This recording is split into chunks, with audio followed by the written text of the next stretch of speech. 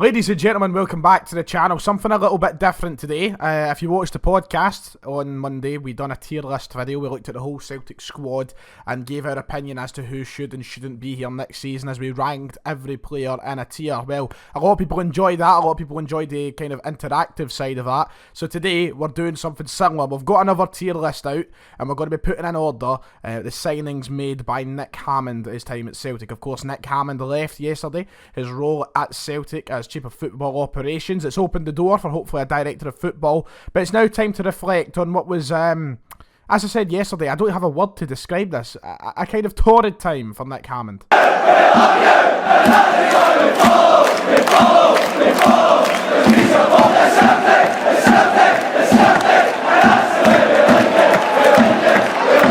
I seen a Daily Record article this morning talking about how Nick Hammond was Celtic's worst signing ever, and that obviously includes players, staff, everything else. Nick Hammond was quite renowned for how poor his recruitment was. We're going to look at this now, and it's going to be an eye opener if you've not realised this before. We're going to look at all the players he signed. We're going to speak about each one as quick as we can, and we're going to rank them. I'm glad he's gone. If you want to see my reaction to the resignation of Nick Hammond, then go and make sure to check out yesterday's video. But it was direly needed, and this list will put that into wider context for you all. So here we have it on screen. Here's the tier list. Here's all the players involved. We're going to go through them all as quickly as possible because we don't want to be here all day, and we're going to rank them into these different tiers. So we've got from top to bottom, top signing. We've got meh, one for the future, dud, and disaster. Now, that is, you kind of need 5 for these. Top signing, just to give a little bit of context to each one, top signing is someone who's turned out good, has been, one of the best signings we've made over the past few years, whatever. It's pretty self-explanatory. Meh is someone who's came in, been okay, done okay when they were here, and that's about it. Nothing special. For the future is perhaps a young player that we've signed that hasn't been given so much of an opportunity yet, and hopefully we'll get more out of it as the years go by. Dud is, once again, the name of dud, a signing who's just been poor all round. And then disaster is a tier for a disaster, and I'm sure that you can see that I sounded like Tommy Sheridan there, and I'm sure you can maybe see 1 or 2 players down here that could be regarded as a disaster, but we'll get to them as we come to them. We're just going to go in order of what the list has randomly gave us. I went through and made this morning, but just put it into a random order. Let's do it. Let's go through this list and talk about each player. Nick Hammond's recruitment. Give me one word in the comments below for Nick Hammond's recruitment. Right, player number 1, Leo Gelda. He signed, I believe, at the start of the 1920 campaign. Currently on loan to Ross County. I mean, there's only one place you can really put him, I'd say, and that's for the future. I feel like it would be harsh to say that he's worse than that or anything. I think he's been doing okay at Ross County as well from everything that I've seen. By all accounts, someone who will probably get a chance at Celtic in the future if he keeps up some decent form on these kind of loan spells. So it's one for the future. I feel like that one's pretty simple. He's got to go there, and I'm looking forward to see what he can bring to the back line at Celtic. I think joining him in that same category would be Leo Connor. I think to say that he's perhaps a dud is harsh as well, considering how young he is. He's currently on loan to, I think he's down south, isn't he? He's currently out on loan. Someone who I'm looking forward to seeing hopefully get a chance in the future, in Ireland International as well.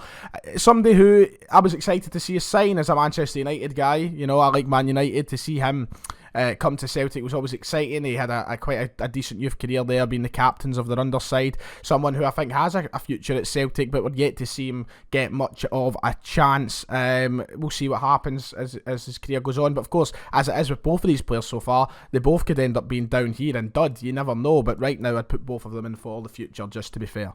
Greg Taylor, I think he goes into meh. Someone who's not been terrible, someone that's not been great. He's been very much in the middle. He's probably one of the better signings out of the players we'll go through. He's got a future as well at Celtic. Still a younger guy, and I'm hoping that he will develop his game much more with the more chances that he gets. Very big shoes to fill on Kieran Tierney's. Kieran Tierney leaving the club, it was never going to be easy to replace him. We brought in Taylor and Bolingoli in the same window. None of them quite hitting the heights of Kieran Tierney, but could we expect that to happen?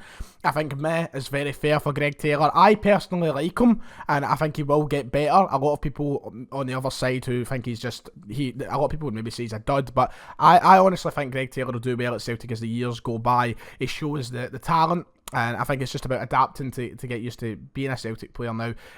Taking that jump from Steve Clarke's Kilmarnock to here is a big change, both systematically and just in terms of general quality. We've got to be honest about this, and we're going to measure this list and what they have done so far from the point that Nick Hammond signed the player until the day that Nick Hammond left, which was yesterday. That's how we're going to measure this. We're not going to measure it out of my own personal opinion of where this player will go. It's up until now, what they've done and all the rest of it. So that means Vasilis Barkas right now, dud. And maybe some people who aren't Celtic fans would have him down in disaster, to be quite honest, but he's a dud. We spent £6 million on a goalkeeper who don't even know if he's got hands. And I like Barkas, and I think he'll have a future at Celtic. I think we'll finally see the best out of him one day, but right now I can't put him anywhere else but dud. I feel like that would be me lying to myself, because right now he's I feel a lot of it isn't his fault. He's been so bizarrely mismanaged, but I've just got to put him in dud. Shane Duffy, disaster. Potentially the worst signing we've made in recent times. One that we were all so excited for. One that I dubbed the best centre-half in the Premiership after he only played 2 games. It didn't go right for Duffy, but it's a disaster. The money that we've been shelling out, his wages and stuff as well, you've got to remember, a disaster. That is all that can be said about Shane Duffy.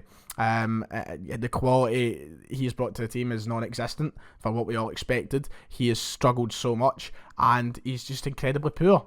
It's a disaster. John Joe Kenny, the guy who has had, very little to judge off. He's only been here for a couple of months, and he'll only be here for a couple of months more. I feel like meh will do John Joe Kenny. I'm not going to say dud, because I feel like, he had a poor performance against Rangers. I think we could all accept that. We could all admit that his performance wasn't great in that derby. But apart from that, I feel like he's been fine. Once again, he's been nothing special. He's not been terrible either, apart from that one game, and I feel like he'll finish the season quite strongly. I think he'll do okay, so I'd put him in May personally. And he's somebody who right now I wouldn't completely disagree with maybe someone saying that we should try and get him again on loan next season, because he is a player of decent quality. He's done well in the Bundesliga before. Schalke, he's played for Everton, top level player. Maybe we've not seen the best of that yet at Celtic, but he's someone who's impressed me at points. He's just someone that's hard to kind of judge with so little time. Liam Butt is someone who could probably go in disaster, considering he's a youth player who I'll put him in dud. He's now gone from Celtic, of course. I think disaster. To put him in the same sort of boat as Shane Duffy would be harsh on Liam Butt. He's now at Bohemians. He left Celtic after only being there about a year. What is there to say about Liam Butt? We never got to see him. He only played for the under-18s, under-21s, whatever. We never got to see him at professional level. We never will see him at professional level for Celtic by the looks of it. I doubt he'll come back one day. So I'll just put him in dud for now. Patrick Kamala, this is a hard one. He could go in any 3 of these categories, May for the future or dud. I personally like Kamala, and I hope he has a future at the club, and for that you can maybe put him there. We spent £3 million on him though, which makes me kind of say we should probably put him in dud for now, because what return have we got for £3 million? He's came off the bench with 5 minutes to play, basically every game he's played for Celtic. He's started a handful of times. He probably does go down as a dud. I feel like his advantage over the likes of Barkas is his age, and that's why you can maybe argue with putting him up here, but £3 million right now it's a dud, and I don't want him to be a dud, and I hope that he comes through and does tremendous at Celtic with the years to come, and I think he will, but right now, what's he done since signing in January of 2020? This is over a year he's been at the club now, and £3 million? What have we got to show for it? It's quite worrying that we've got to this point after talking about it was at 8 players and there's no top signings yet. That is unbelievable. That's poor. 8 signings in 2 years and not one of them top signing. The best being me. Up next, a top signing. No, it's Christopher Julian. He's going to go in top signing. One of the best ones that have been made. Very unlucky, of course, this season with the injuries he's picked up. It's cost him a lot of game time. But someone who, whenever he's been in the squad, has been very impressive. And one player that Celtic fans have warmed to quite a lot last season. When he played his first season at the club, was brilliant. Big goals as well as good defending. A couple of slip-ups here and there, but it tends to happen with Celtic's defence. It seems to be that a plague in amongst that. But this season, as I said, unlucky. He came back, and when he came back, we've seen how much we needed him, and then he was out again, which is so sad. We need him back as quickly as possible. But it's safe to say one of the top signings that was made under Nick Hammond sort of overseeing in the recruitment. David Turnbull, once again, top signing. We're on a roll now. 2 in a row. Top signing. What is there to say about David Turnbull apart from amazing? What a season he's had. He's been arguably Celtic's Player of the Year. He's been Mr. Reliable. He's been the spark. He's been the entertainment in the side. Everything that we've needed has came through him, it seems. And he's someone who's going to have a very big future in football, not just at Celtic, but I think above that. But brilliant signing. And of course, we tried to sign him last season as well, and that fell through because we failed the medical. We did get our hands on him finally, which is brilliant. He needs to go in top signing. He's up there. I think he'll be one of the best signings of the decade when we come back to look at this in like 10 years' time. That's how good he can be at Celtic. The sky is the limit for David Turnbull. I don't know how much credit I want to give Nick Hammonds for this one, but Fraser Forster going to top signing. And the reason I say that is because Fraser Forster, I think, was clearly Neil Lennon's work. Neil Lennon had worked with Fraser Forster in the past. Neil Lennon signed Fraser Forster in his first tenure as a Celtic player and his first tenure as a Celtic manager. So I think Neil Lennon is the one to kind of thank for the signing of Fraser Forster when we had him back on loan last season. Of course, there's not much use in talking a lot about Forster, but the year he was here, he was superb. He won us the cup final single-handedly against Rangers. He was big in Europe and saved so many unbelievable. The stuff that he done is just unreal when you look back on it. But he goes in top signing. But once again, how much credit would I give Nick Hammond for that? I mean, I suppose there is some, as recruitment was his sort of role, but I mean, it was Neil Lennon who done this, wasn't it? It's got to have been. Laxalt is a weird one because he can go in dud or meh. I'm going to put him in meh. Mostly because I don't feel like he's been dreadful, and I don't think financially it's been that much of a bad thing. I think that he's someone who we won't see here again at Celtic. I think come the end of the season, I doubt we'll go and sign him next year. But I'll put him in meh for now. I think a lot of people would maybe put him down in dud, but he's had a couple of really good games. I think his best games have been some of the best in the back line, but they're so few and far between, his best games. But I'll put him in meh for now, for his short time that we'll see him here at Celtic. Ismaila Soro, I'm going to actually put him in for the future just now because I feel like it'd be harsh to say he's been meh, but he's not quite a top signing yet. He's someone that if he got the game time he's deserved this season, he'd be up here. If he wasn't dropped out the team for Scott Brown, he'd be top signing. He would be, but he's not had the time. Brown took his place back in the squad, so for me, Ismaila Soro has to go in for the future. I feel like that's fair. To say he's meh would be, I think, very harsh on Soro's part. Someone who I'm looking forward to seeing more of in a Celtic shirt. I really like Ismaila Soro, but he needs that time ahead of Brown. He really does, and we should be prioritising his time over Brown now that Brown's leaving. Yes, maybe give Brown his fairy tale moments in the last couple of games of the season, but Soro is someone who's got to be a big part of the future at Celtic, so I'll put him in for the future for now. Luca Connor, the same. He's out at Queen's Park just now on loan. He's had a decent start to life there in League 2. I'm looking forward to maybe seeing more of him in a Celtic shirt one day, but right now it's just purely for the future. Not much else I can comment on. We've not seen him play a senior game for Celtic, so he's in there, quite simply. I like this guy, but he's dud.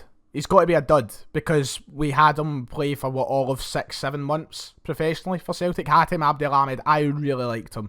Don't get me wrong, I was very sad to see him go. I wish he would have stayed longer at Celtic, and I feel like, he had I feel like the kind of first 6 months he had at Celtic, maybe not 6, maybe first 4 or 5 months he had at Celtic were very promising, and he could have been a big part of the back line, but he couldn't stay fit. He was out for a long time, and then he couldn't stay fit at the start of this season, and then he left because of homesickness. It's a dud. For as much as he might have been solid when we seen him, when he first came in, to kind of sign someone and then only get them playing for about 6-7 months in total before they leave, that would say dud to me. And I feel bad for saying that about Hatem Abdelhamid because, as I said, I really like him, but I can't justify putting him any higher than that. Afolabi is a weird one because I don't think that he'll have as bright a future at Celtic as some of these other guys, Leo Connor, Leo Gelda, Luca Connor. But then I feel like it'd be harsh to say dud. So I'll put him in for the future just now. Dunfermline, from what I've heard, he wasn't exactly brilliant. I think he's at Dundee now, and I don't think he's been brilliant. What's his stats? 3 goals in 17 games at Dundee.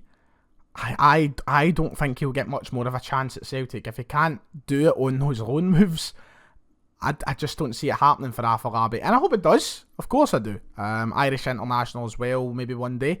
But he's not really shown it at Dunfermline or Dundee that he's got bags of talent so far. So right now I'll have him in dud, but I really do hope that he pulls through. Jonathan Son, I hope you do, mate. Ball and golly, dud.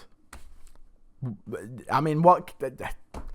Ball and golly, the thing that he's most famous for is going on a flight to Spain, for Christ's sake. Like, dud. I don't even think he'll get a future at Celtic when he's back from his loan at Istanbul. And he's actually done well for the time that he got at Istanbul. I think when he started, they were much better when he was there and playing, rather than he's out injured, I think, now. When he was playing, they were doing well. Now they're in a relegation battle, but he's going to have no future at Celtic. I don't think Celtic are going to give him a chance again after the whole flight to Spain bonanza. So dud. It's got to be dud. And he wasn't even that good in the year that we had out of him.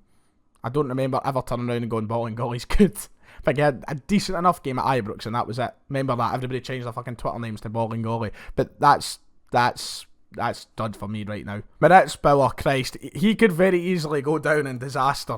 He was one of the worst players I've ever seen. You know what? I'm putting him in disaster. Maritz Bauer was so bad. So fucking bad. The only thing he could do was a throw-in. He was shockingly bad. I remember every time I'd watch him, I was like, why? Why is he here? Why did we sign him? What made us sign him? He goes in disaster for me. He's beside Shane Duffy.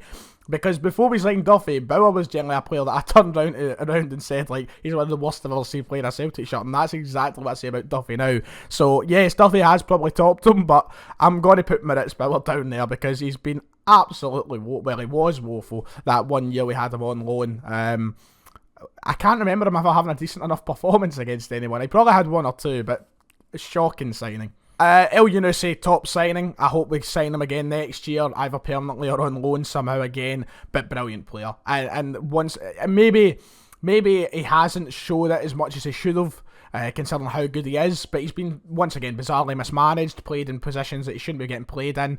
He's so good. He's a tremendous footballer, incredibly talented. He's a very much a special player. When he plays his best, he's unplayable. So he's up and top signing for me. Ayeti, he has to go in dud right now. Now, Ayeti is someone who I really like personally, and I think will succeed. And I've been saying this, and I've been championing him for months now, saying that he'll come through and he'll score goals and he'll show how good he is. But when you spend £5 million on a player, you expect that like right away. And he scored 6-7 goals this season. Yes, he started tremendously. I think he had 6 goals in 5 games, or 5 goals in 6 games, or something like that. And that was amazing. It was so good, and I was like, this is it. This is exactly why we signed him. But since then, what has he done? Nothing. He's barely been making the bench. So for £5 million right now, he's a dud. And I think going forward he'll be good, but right now, how can I say anything but dud? And finally, Jeremy Frimpong. He has to go in top signing, and I don't think that's so much of the quality that we've seen from him on the park, but when you sign someone for about...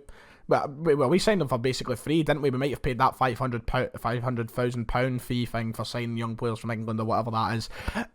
But we sold him for 10 to £12 million.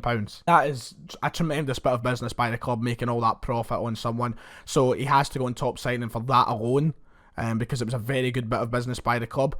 And someone who was a very good talent, to say the least, as well, and had a very bright prospect. Just a shame to lose him so soon. And that concludes it. There's my list. So, to run through Nick Hammonds' time at Celtic very quickly. In top signing, we've got Julian, Turnbull, Foster, El Yunusi, Frimpong, Matt and Taylor, Kenny and Laxalt. For the future, we've got O'Connor, Gelda, Sorrell and Connell.